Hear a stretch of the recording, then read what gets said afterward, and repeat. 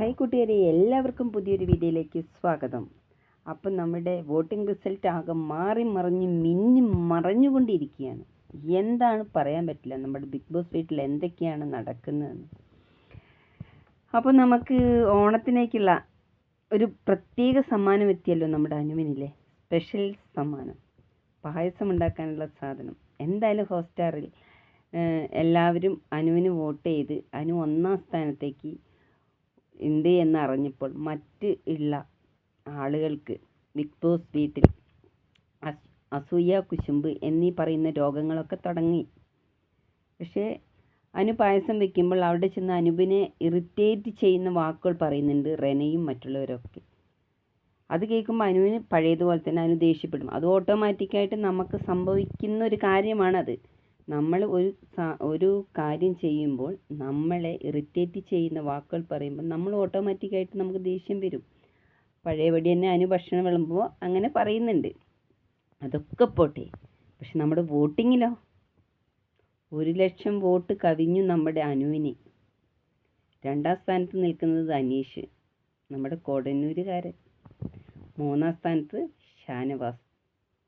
ഷാനവാസും നല്ല ഉഷാറായി വരുന്നുണ്ട്. 4ാം സ്ഥാനം ജിസൈൽ വിചാരിച്ചത് എന്താണെന്നറിയോ?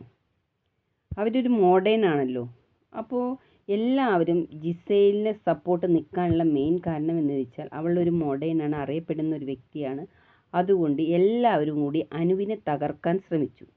പക്ഷേ അവിടെ ഉള്ളവർ മനസ്സിലാക്കാതെ പോയൊരു കാര്യമുണ്ട്. നമ്മൾ ഒരു 10 ആൾ കൂടി ഒരാളെ കുറ്റപ്പെടുത്തുമ്പോൾ ആ കുറ്റപ്പെടുത്ത ആളുടെ കൂടെ ജനങ്ങൾ നിൽക്കുമെന്നുള്ളത് ഇവർ മനസ്സിലാക്കിയില്ല. എല്ലാവരും അനുവിനെ ടാർഗറ്റ് ചെയ്തുകൊണ്ട് എവിടെ ചെന്നാലും അനുവിനെ പ്രശ്നം ഉണ്ടായിരുന്നുള്ളൂ.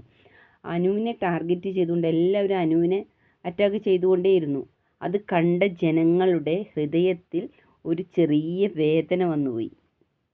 കാരണം ഒരു പെണ്ണിനെ എല്ലാവരും കൂടി ഇങ്ങനെ കണ്ടമാനം തെറി പറയുമ്പോഴൊക്കെ അതൊക്കെ സത്യം പറഞ്ഞാൽ എൻ്റെ മനസ്സിലും തോന്നിയിട്ടുണ്ട്. എന്തിനാണ് എല്ലാവരും കൂടി അനുവിനെ ഇങ്ങനെ കുറ്റപ്പെടുത്തുന്നു എന്നൊരു തോന്നൽ വന്നിരുന്നു. അപ്പോൾ എനിക്ക് അനുവിനോടൊരു ഇഷ്ടം വന്നു. അപ്പോൾ ദിവസം ഞാൻ വോട്ട് ചെയ്ത് വേറെ ആൾക്കാർ, പിറ്റേ ദിവസം ഞാൻ വേറെ ആൾക്കാർക്കും വോട്ട് ചെയ്തിട്ടുണ്ടാവുക. അപ്പം ഇന്നിപ്പോൾ നമ്മൾ അനുവിനോട് ഇഷ്ടം കൂടുന്നുണ്ട്. നാളെ ഇതിലും വലിയ സംഭവം വേറൊരാൾക്ക് വന്നു കഴിയുമ്പോൾ നമ്മൾ അവരെ കൂടിയാവും. അതാണ് ജനം. ഫസ്റ്റ് രേണുവിനോടായിരുന്നു എല്ലാവർക്കും സ്നേഹം ഉണ്ടായിരുന്നു. അന്ന് രേണു 1ാം സ്ഥാനത്തും അനു 2ാം സ്ഥാനത്തും ആയിരുന്നു.